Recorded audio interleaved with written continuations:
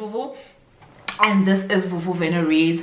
If you are a returnee, an oldie, a goodie, part of the fan base, hi Bam Bam. And if you are a newbie who's just testing out the waters, welcome, and hopefully you find that you love it here. And if you do, please do press the red subscribe button down below. And if you are somebody who has been testing the waters and does love it here but forgot to press the red subscribe button down below, please do the right thing, and don't you forget to press that bell to get your notifications every time we post a video. So today, I know I'm behind, right? So if you've seen my other videos, you will realize that I had technical issues at some point. So I'm very behind on my wrap-ups, but I want to wrap that up, if you hear what I mean, huh? So right now I'm going to share with you my February wrap-up of 2022. So Vuvu Vena _reads is an amazing book reviewer, also YouTuber. She reviews books on YouTube, and if I'm not mistaken, she also has a blog as well. So please, if for your connection with literature, get in touch with or follow at VUVUVENA_reads. She is based in South Africa, and I think it is also extremely important to follow literary content creators who are based outside of the West and in continental Africa, because they do a really good job of bridging the gap. We appreciate you, Vuvu, for bringing us Turning Pages and for bringing us your BookTube channel. You know, this is a chance for people to actually see some people that I really enjoy. Please consider pressing the red subscribe button down below, and if you're a returnee, welcome back, fam. Vuvu, you're amazing. Thank you so much for your time. So in February we read these books over here, and I'm just gonna give you like my final thoughts. So I'm not sharing these in any particular order, so I'm going to share as I pick up, but these are the books that we read in February, and in total it's 6 books. So February was a good reading month, and I'm still doing my thing with the classics, child. So I picked up the much talked about Jane Austen book, which is Pride and Prejudice. I'd never read it before, so this was my first encounter with this particular book, and let me tell you, the story of the Bennets was the thing. Okay, it did the things for me. It warmed my heart. It told the story of love in a fashion that I feel like, I was saying to a friend of mine, that I really do feel like these classics, or these books that are classified as classics, really do have a bearing in the way in which some of the story arcs are fashioned in modern day literature, if you hear what I'm trying to say. So definitely, if you're somebody who's not against the classics, for whatever your convictions are, do grab them. My kids are making a noise upstairs, sorry. Do grab them. You'll probably be very, very, very positively surprised. So I absolutely loved Jane Austen's Pride and Prejudice. This one I rated 4 out of 5 stars. The next book that I'm picking up is The Scent of Bliss by Ntikeng Mohlele. You guys know my Ntikeng Mohlele thing, okay? Yeah, so this is his debut, so I am starting to read his collection this year. I'm hoping that I start and finish this year, but I have started picking up his books, and this was his first one. This is a novella, and as true to form, Ntikeng being Ntikeng, it has a lot of philosophy in there. He's always grappling with human nature. He fiddles a lot with that kind of theme, that kind of understanding of what it is that motivates human beings to do the things that they do, and also this whole idea of broken human beings navigating life. So this is here as well. I enjoyed it. I love his prose, I love his writing style, and I know that the things that I like about Ntikeng are some of the things that some people don't like, but absolutely adored how the story unfolded. In this particular one, he's dealing with a character that has generalized anxiety, so much so that it affects a lot of his life, and I think that he's trying to question or bring into the fore this idea of wanting love even as we are, if you hear what I'm trying to say. But anyway, this one was quite good. I rated it a 4 out of 5 stars, and it is a novella. It's quite short, so it was a quick read for me. then because I picked up The Secret last month, and I did say that's probably the last time I'm going to reread the book, last month being January, I'll put up my wrap up for January over here so that you guys can reference that.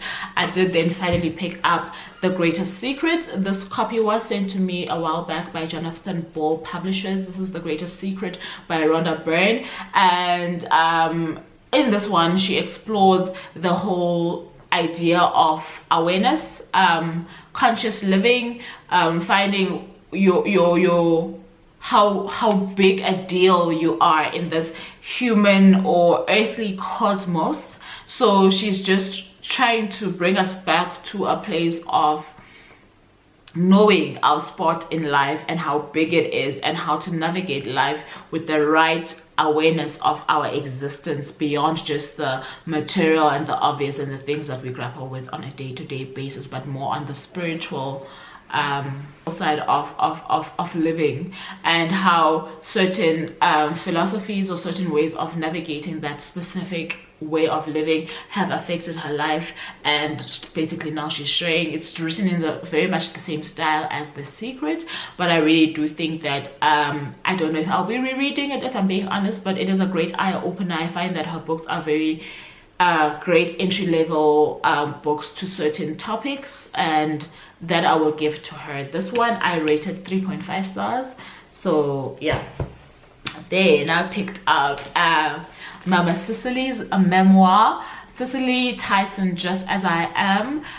This one was also given to me by Jonathan Ball Publishers a while back, and listen, I loved it. I loved it so much. I felt like I was sitting with my grandmother and she was just walking me through the many ways in which she's lived a spectacular life, and also just reinforcing certain things that we take for granted, and part of that is intentional living. I really do believe that Mama Cicely was very intentional in the way that she lived her life, whether or not she woke up to that intention early or late, but literally her story is woven with a great message of loving human beings. She loved people so much, and I think that's the core of her actual telling of her life story.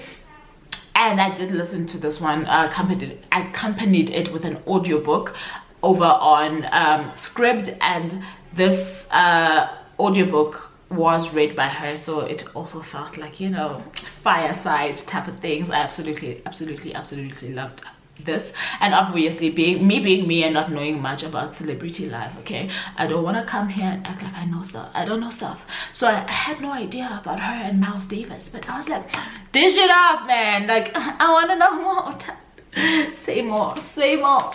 And she did, and she delivered, and I absolutely love this story. I probably will revisit it at some other point in my life, because I feel like there's a lot of pearls and nuggets in this one. Loved it. This one I rated a 4 out of 5, so February was a good reading month. Then I picked up a Wahala by Nikki May. Wahala was the first book that Penguin Random House ever sent me, so thank you, Penguin family. Wahala by Nikki May. This one is basically a tale of mixed Nigerian immigrants who are living in the UK, who form a group of friends. Am I making sense? So these girls who are mixed race and of Nigerian heritage are also the members of this group of friends through whose lens the story is told, right? So we have as a Ronke, a Simi, and a Boo, and then we have a kind of disruptor who is known as Isobel, and this is from whose lens this story unfolds. Things happen to kind of unravel the bond, or to kind of test the bond, and to also show people up to themselves and to each other about their ideas of perfection, their ideas of love, their ideas of who they are and the role that they play in society, etc, etc.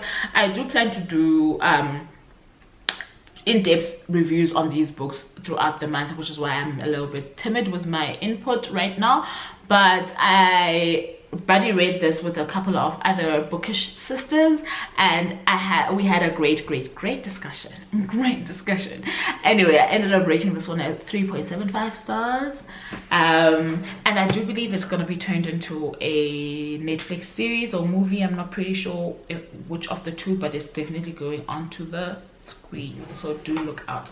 So I'm still on my mission to reading the rest of the Chronicles of Narnia by C.S. Lewis. This needs no introduction. The book that I did read from the series in the month of February was Prince Caspian, and that was book number 4 in the series.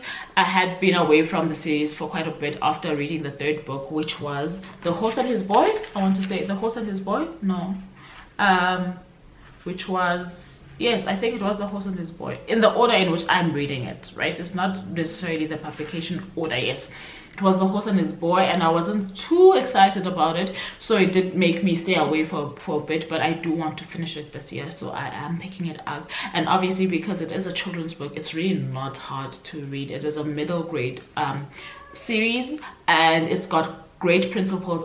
From what I understand, it is definitely a condensation and a retelling, in a sense, of principles of the Bible. So if you are somebody who's keen on that, this is a great way to kind of teach religion to your child without you like force feeding it. If you are a religious or that way inclined, I'm basically consuming this for myself, also for the fun of reading children's books, and also for just some of the principles that C.S. seems to be able to highlight so well, which talk to just basic humanity and how you treat people in the world. And I think I absolutely love how he navigates that, especially for kids. So I read Prince Caspian, like I'm saying, and that one I rated a 4 out of 5 stars, and that was all that I read in the month of February.